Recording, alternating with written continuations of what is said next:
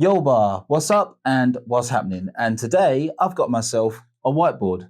And the reason I've got a whiteboard is because I wanted to go through 3 effective weight loss strategies with you that you can apply right now. Okay, play the intro. Come on.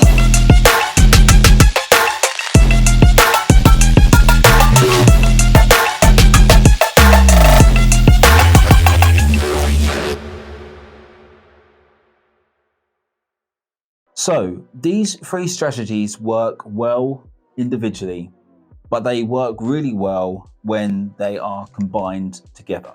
So what I wanted to do is quickly run through all 3 of these different types of dieting strategies and then be able to give you a synopsis as to how you can benefit from using either one of them on their own or both of them together. So let's quickly go through the keto diet, the ketogenic diet. Most people have heard of the keto diet, but let's just break it down really quickly for you. So why would you use the keto diet? Well, the first reason is that it encourages less processed food. And the reason that it encourages less processed food is because with the keto diet, you're roughly only allowed 50 grams of carbohydrate per day. So the individual who decides to take on the ketogenic diet has to be aware of what they're consuming when it comes to their carbohydrate. And a lot of processed foods or processed carbohydrates have a high amount of carbohydrate or perhaps sugar in them, and they end up being quite high on the glycemic index. When you're on the keto diet, it generally tends to be that because processed foods and processed carbohydrates tend to be really high, especially on the glycemic index, it forces the individual to look for carbohydrate elsewhere. And normally this comes from vegetables, fruit, and also things such as salad. So basically they try to bulk out their meals with more healthier types of carbohydrate rather than the standard types of carbohydrates such as breads, pastas, rice, and other things of that nature. As a benefit to this, that means that you're going to be consuming more fiber.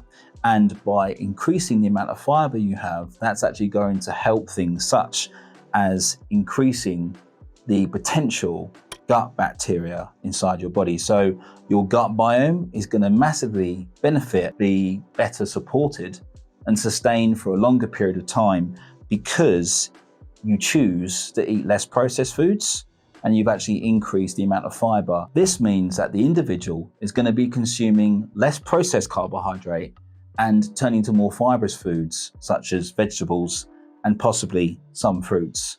That then has a positive knock-on effect by increasing the gut health or your gut microbiome. So just by choosing the keto diet, it is more likely for the individual who takes on the keto diet to feel that there is a benefit for them and also there's a benefit for the gut biome. This then means that they're going to support things such as a better immune system, have a better and faster metabolism, which then encourages you to burn more fat, and just a sense of overall well-being. Now, when you're on the keto diet, what you must consider is the fact that your 50-gram carbohydrate limit means that you're going to have to start using the other 2 macros, which are your fats and your proteins. And by having more fat and more protein in your diet, that's going to lead to less storage of body fat. Finally, as another positive knock-on effect when you're taking the keto diet on, it means that because you're having less carbohydrate overall, and you're also going to be taking on less processed carbohydrate, which is really important, your body's naturally going to start to drop its body fat down, and you're actually going to start to weigh less or lose weight. And this has a really positive effect on the hormone insulin.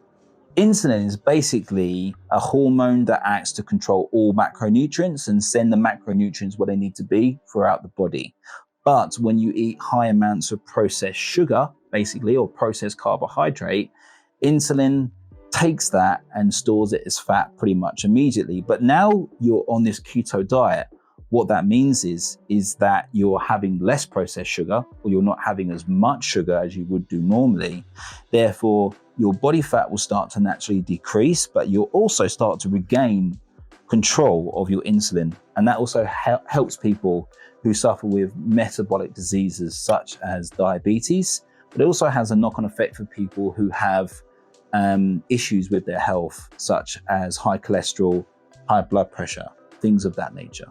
Okay guys, the second strategy is intermittent fasting or IF. Why would someone do IF? Well, there's a few reasons. One of the main things that I like about intermittent fasting is that it allows the individual to keep a diet that they're a lot more familiar with.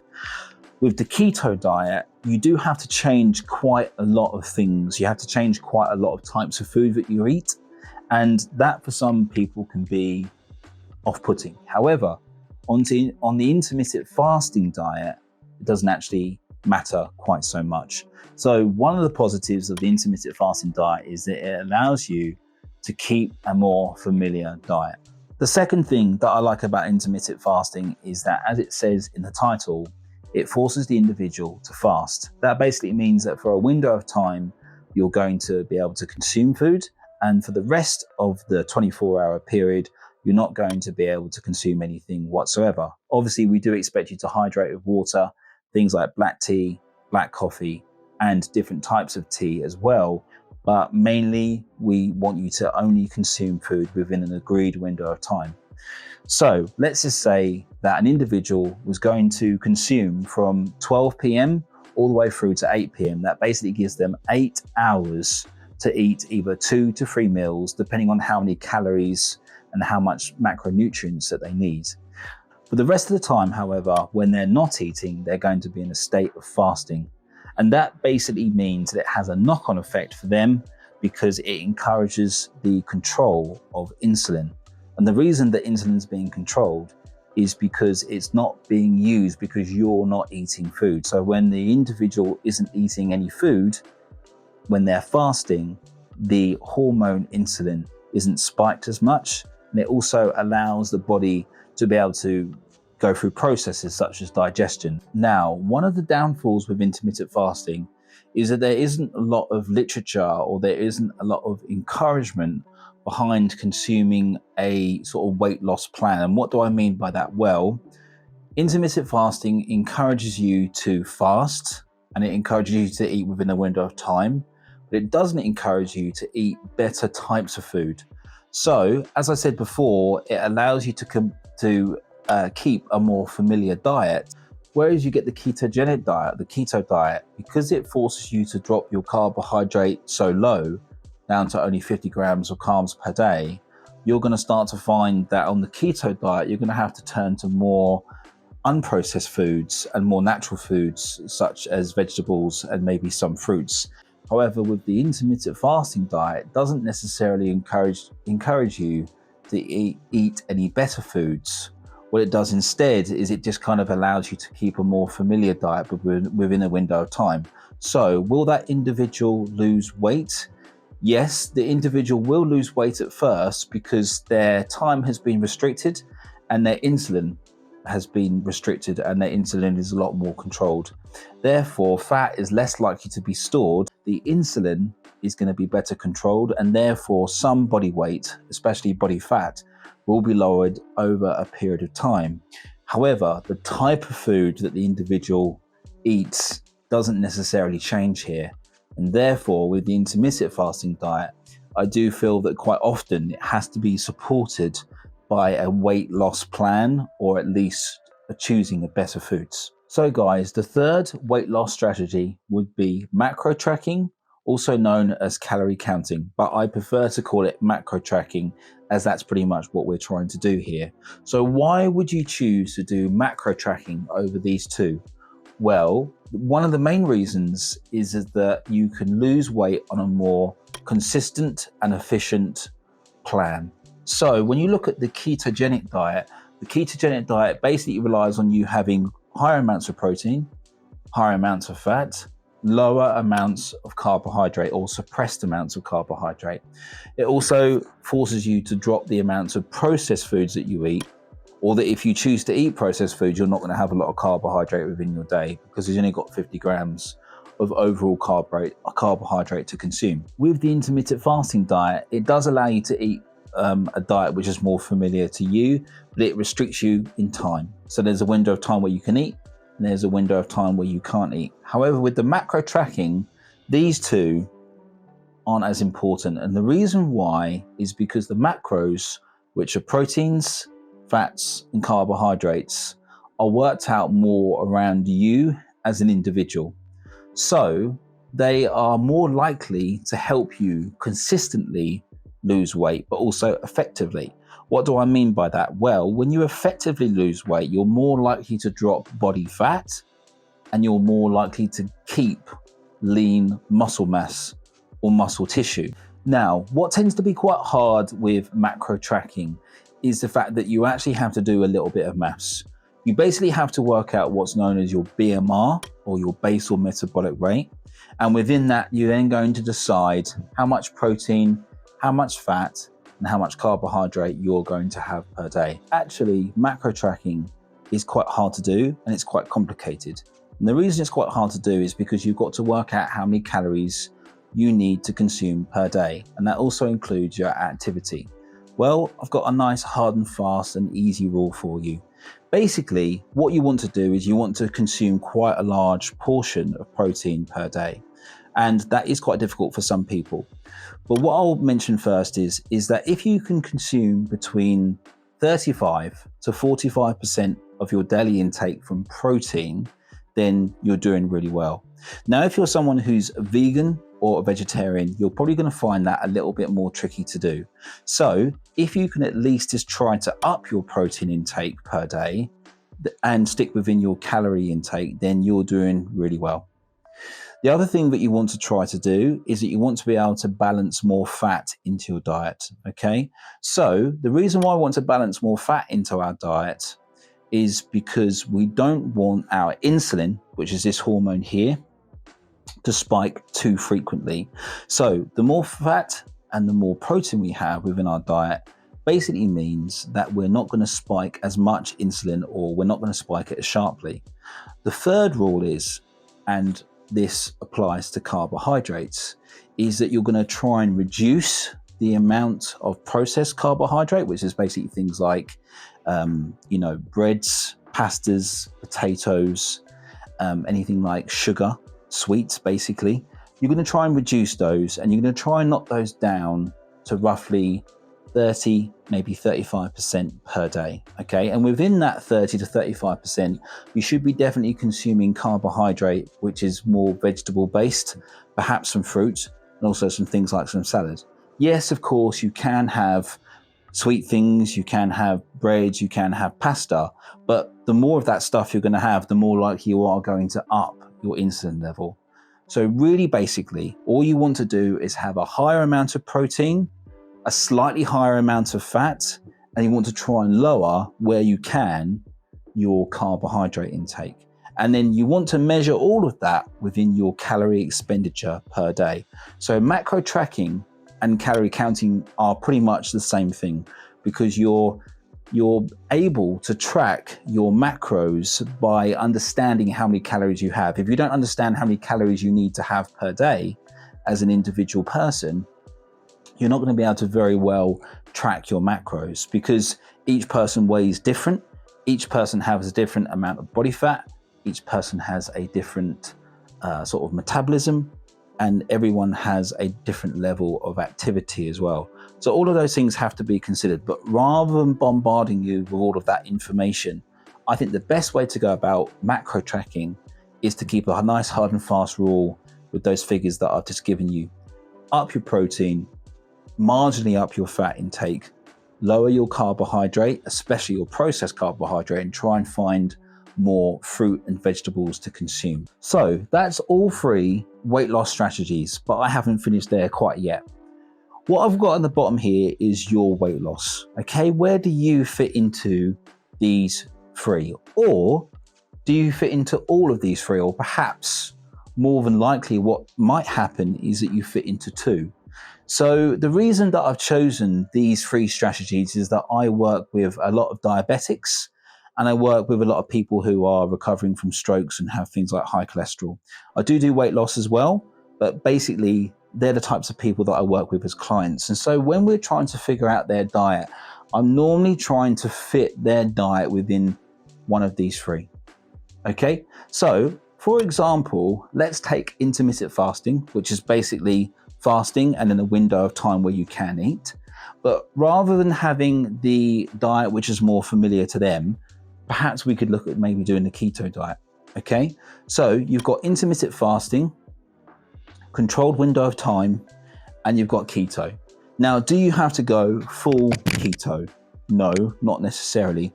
What you might decide to do is you might decide to adopt some of the core principles of keto dieting, such as having a restricted or a reduced amount of carbohydrates, and also looking at reducing the amount of processed carbs that you have. Okay, again, the reason why we try to reduce the amount of processed carbohydrate is because we're looking to try and control insulin. But now insulin is being controlled twice. It's being controlled through the intermittent fasting diet because you're only eating within a certain window of time. And for the rest of that time and during your day, you are basically fasting. And also within the window of time when you are allowed to eat, you're going to consume less carbohydrates, less processed carbohydrates, and you're also going to try and find more natural forms of carbohydrate, such as vegetables and fruit, salad, things of that nature. Okay, let's do it again. So let's go for ketogenic dieting and macro tracking. Let's double those two up. So with macro tracking, you basically have a more consistent hard and fast rule. You're working off how many calories you're consuming per day on average or roughly. You're trying to fit a certain amount of protein, a certain amount of carbohydrate, and a certain amount of fat within your diet. But that reflects quite well back to ketogenic dieting because, again, with the keto diet, it's basically asking you to have less carbohydrate, more fat, more protein. So that becomes your hard and fast rule here, okay, is keto. So you're taking on the keto diet, but rather than just having less carbohydrate, you're being a little bit more scientific with it. You're being a little bit more scientific because you're basing it on you, the amount of energy that you expend per day, how active you are as an individual, your age, your sex, your height, all of those things come into it. And we look at macro tracking, okay? And with the macro tracking and calorie counting, we'll basically be able to come up with more figures, more statistics about us, and then we're going to apply the ketogenic diet to those statistics. One more time, let's just do it. So let's go for intermittent fasting and macro tracking, okay? So basically, we've now got this information that's about us. So we understand how much energy we need to consume per day in terms of calories.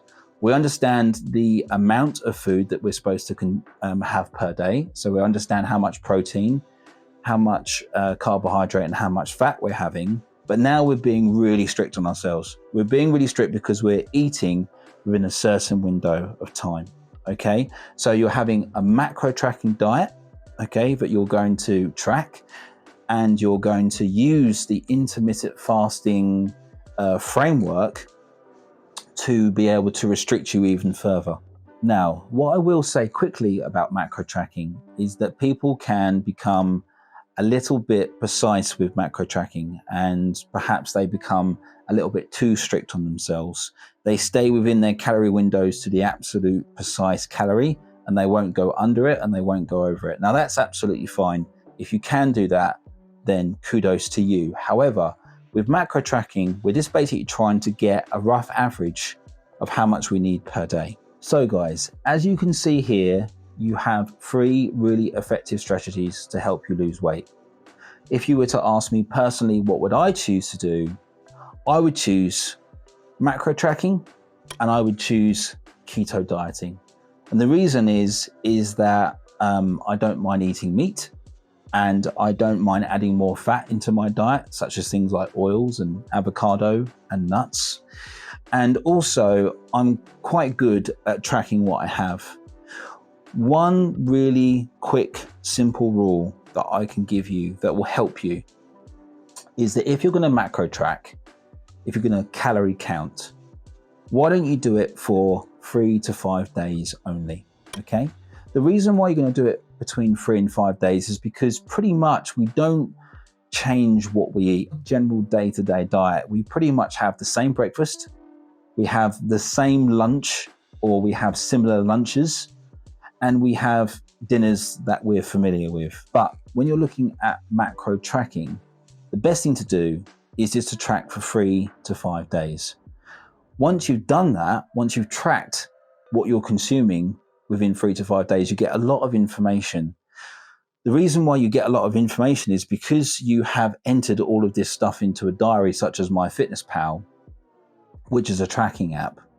You can basically figure out what you're doing within your regular routine. So if I were to track for 5 days, what I would do is I would basically say, okay, I'm going to track between Monday and Friday. Now I understand what I'm doing. I understand how many calories I'm having per day.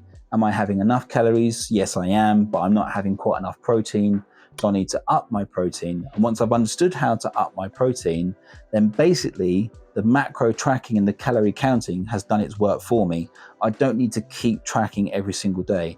And the reason that I'm saying this to you is because tracking can become quite laborious. Okay, so when you're constantly having to enter all your food into MyFitnessPal or something that's similar, basically a calorie counting app and a macro counting app, it can become really, really boring and really frustrating. So by just keeping a diary of the food that you consume between 3 to 5 days, it becomes a lot easier to understand the types of food that you're eating. And that's pretty much going to cycle itself all the time. And then you can look at choosing one of these two to be able to help you. Now, if you could say, I have a lot of success on keto and I don't need to use intermittent fasting or macro tracking, that's absolutely fine. If you say, I have a lot of success with intermittent fasting, but not these two, that's also fine. And the same for the macro tracking and the calorie counting. But what I would suggest, if you're struggling and you're looking for a more efficient and more effective way to do something, I would possibly look at combining these because they work well together, because they all basically work off similar principles. They're all trying to control the amount of energy that you consume per day. They're all trying to steer you away from consuming processed foods, especially processed carbohydrates. They're trying to limit the amount of carbohydrate you have and up the amount of fiber that you're having, which is really important for your gut biome. And also, they are encouraging you to have a little bit more fat, a little bit more protein in your diet. And again, even if you're a vegan or if you're a vegetarian, just by upping your protein a little bit more in your own way, in your own diet that's selected to you, can help you retain more muscle mass, more lean tissue, and also help you to lose body fat. So guys, 3 effective weight loss strategies that you can do either individually or you can combine them so that you can achieve your weight loss, fat loss, and muscle retention or muscle building goals. So guys, I hope you found this video useful, and I hope that you can use one, if not more, of these strategies to help you lose weight. There is no real reason why you need to struggle or suffer with weight loss. You have these 3 effective strategies and you can use them either individually or combined. Be fit, be healthy, and of course, be a boss bear. It's the Yo Bossy Week.